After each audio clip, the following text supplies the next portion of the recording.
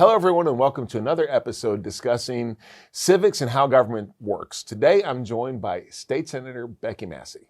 Senator Massey, thanks for joining us. Can you please tell us about yourself? Well, I'm a Knoxville native, grew up here, had to go away to high school because my dad worked up in Washington, but if you saw a little movie called Remember the Titans, that was my high school, my junior year. But I've always been a Knoxville native. I lived here my whole life. I tell people I just went away to high school, not college, because I was home all the time. And graduated from UT, got married right in that range, started our family. We have 2 daughters, 1 granddaughter, and that's Tenn. And then for years I ran Sertoma Center serving adults with intellectual disabilities before I went to the state senate. How did you get involved in state government? Both my dad and my brother were involved. They were U.S. Congressmen, John Duncan and Jimmy Duncan. So I grew up around it. Daddy was actually elected mayor of Knoxville when I was 4, but I was the helper, not the one that was going to do it. I helped with events and some of the reportings and things like that, but then was very involved in the community. Co-chaired Dogwood Arts Festival, coached softball with my husband for 22 years, something like that. Helped in a lot of different ways. And then, but it was really through Sertoma Center. And I was going to Nashville advocating for adults with disabilities, people that really didn't have a voice, and saw that the process was working good over there. The people were good that really cared about our state. And it just kind of grew on me. Tennessee is structured much like the federal government in that you have an executive branch, the governor, you have a judicial branch with the Supreme Court and the criminal justice system, and then you have the legislature. 2 chambers, excuse me. So you have the House and the Senate. Mm-hmm. Can you explain the difference between the 2 chambers in the General Assembly, please? Well, there are 33 senators and there's 99 House members. So right off the bat, I get to do the work of 3 people. The House members run every 2 years. The Senate runs every 4. So half of the Senate is up every 2 years. So half of our Senate runs when the governor's running. Half of the Senate runs when the president's on the ballot.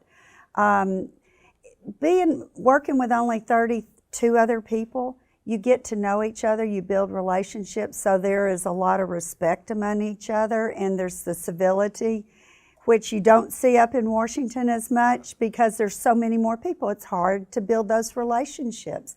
What are your duties, especially compared to the House members? Well, duties are very similar. You represent the constituents, in my case, the constituents of Knox County.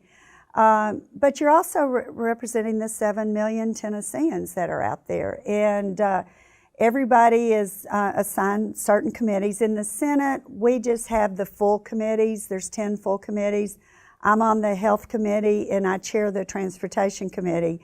In the House, because there's so many more, they have a subcommittee process, so they can have their subcommittees are smaller, so they can get 2 bites at the apple. They can discuss it a little bit more, because once you get to the bigger full committee, it's hard for everybody to ask their questions and everything. But as far as we're all in Nashville January through the end of April, 1st of May, 4 days a week. We go into session on Mondays and Thursdays, and later on, once bills have kind of moved through the process, we'll start meeting on Wednesday morning. On the weekends, we've got meetings throughout the district, and we've been together a lot today and over the weekend. And then we go back to Nashville. In summers and off session, we're here, and we may go to Nashville a couple times a month for meetings, or to some conferences with other legislators to learn from them. But basically, we all work together as a team, and there's not a lot of difference.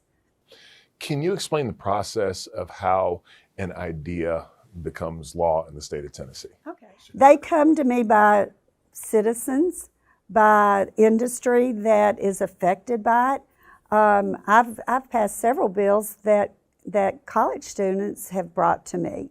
In fact, we just did a constitutional amendment on the incapacitation of the governor there is an organization for college students called the Tennessee Intercollegiate State Legislature. A student brought me that from TISL. It was a TISL bill. And now it's in our Constitution.